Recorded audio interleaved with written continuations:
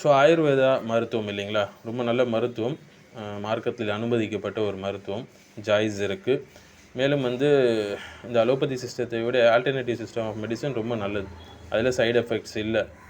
So இது வந்து அதர்வன வேதா போன்ற வேத நூட்களில் இருந்து வந்ததாக கூறப்படுது. இந்திய பாரம்பரிய ஒரு மருத்துவ முறை இது. ஆயுர் என்றால் வாழ்க்கை என்று சொல்லுவாங்க, வேதா என்றால் வேத அறிவு என்று பொருள். ஸோ வந்து தௌஹீத் அடிப்படையில் என்ன பிரச்சனைனா, இது வந்து நம்ம பயன்படுத்தி கொள்ளலாம், தவறில்லை. ஆனால் முக்கியமாக படிக்கக்கூடிய மாணவர்கள் இதெல்லாம் தெரிஞ்சுக்கொள்ளணும். இதில் இருக்கக்கூடிய சில தௌஹீதுக்கு பிரச்சனை ஏற்படுத்தக்கூடிய, தௌஹீதுக்கு முரணாக இருக்கக்கூடிய சில விஷயங்களை தெரிஞ்சுக்கணும். பஞ்சபூதம் தோஷம் என்றெல்லாம் சொல்லுவாங்க. வாதம், பித்தம், கபம், இது போன்ற தத்துவ அடிப்படையில் மனித உடல் இயங்குது என்று சொல்லுவாங்க.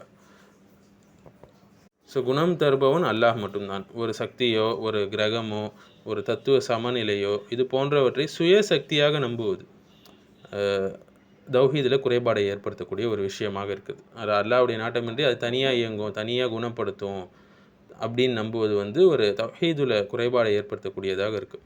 மேலும் ஆயுர்வேதத்துடைய சில பகுதிகள் பார்த்திங்கன்னா, மந்திர ஜபங்கள் செய்வது, கிரகத்தை சாந்திப்படுத்துவது, தெய்வ வழிபாடுகள் இருக்குது, தந்திர முறைகள் இருக்குது. இவை எல்லாம் இஸ்லாமில் ஹராமான விஷயமாக இருக்குது.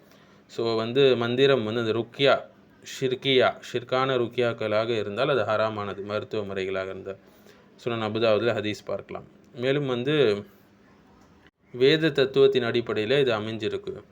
கர்மா போன்ற சித்தாந்தங்கள் இது இருக்குது. பூர்வ ஜென்ம விளக்கங்கள்லாம் இது இருக்குது. இவையெல்லாம் அக்கீதா ரீதியாக முரண்பாடான சில விஷயங்கள் அதில் இருக்கக்கூடிய. இன்றைக்கி வந்து நம்ம பார்க்கலாம் இல்லைங்களா, energy balance, Chakra healing, cosmic vibration என்றெல்லாம் சொல்லுவாங்க நவீன காலத்தில். இவை அனைத்தும் நவீன பெயரில் பழைய தத்துவத்தை கொண்டு வருது, வேறு ஒன்றும் கிடையாது. ஹிந்துயிசம் தத்துவத்தோடு சம்மந்தப்பட்டிருக்கக்கூடிய சில விஷயங்கள். ஸோ மூலிகை மருந்து கண்டிப்பாக ஹலாலானது, கண்டிப்பாக யார் வேணால் பயன்படுத்தி கொள்ளலாம். ஆயுர்வேதத்தில் விஞ்ஞானத்தின் மூலியமாக சோதனை செய்யப்பட்ட இயற்கை சிகிச்சைகள் அனுமதி இருக்குது. ஆனால் இது போன்ற விஷயங்கள் நம்ம பார்த்தோம் இல்லைங்களா, வேத மந்திரங்கள், கிரக சக்தி நம்பிக்கை, கர்மா மருத்துவம், இதெல்லாம் அக்கீதால முரண்பாடை ஏற்படுத்தக்கூடிய விஷயங்கள். ஸோ மருத்துவம் என்பது ஒரு விஞ்ஞானம், அதை பயன்படுத்துறது தவறு கிடையாது. ஆனால் அதை மத தத்துவத்தோடு சேர்த்து பயன்படுத்தினா அப்போ தான் அதில் பிரச்சனை இருக்குது. ஸோ இதில் இருக்கக்கூடிய மூலிகை அறிவை பயன்படுத்தலாம், ஷிர்க் இல்லாத விஷயங்களில். தத்துவ அடிப்படையை தான் நம்ம நிராகரிக்கணும். குணம் தரக்கூடியவன் அல்லாஹ் மட்டும்தான். மருந்து வந்து ஒரு காரணம்தான், மருந்தே பூர்ண நிவாரணத்தை நம்ம தந்துடாது. அல்லாஹ் நாடினா தான் அது பயன் அளிக்கும். எத்தனையோ பேர் மருந்துகள் சாப்பிட்டு பயன் அளிக்கலை, ஏன்னா இறைவனுடைய நாட்டம் அதில் இல்லை.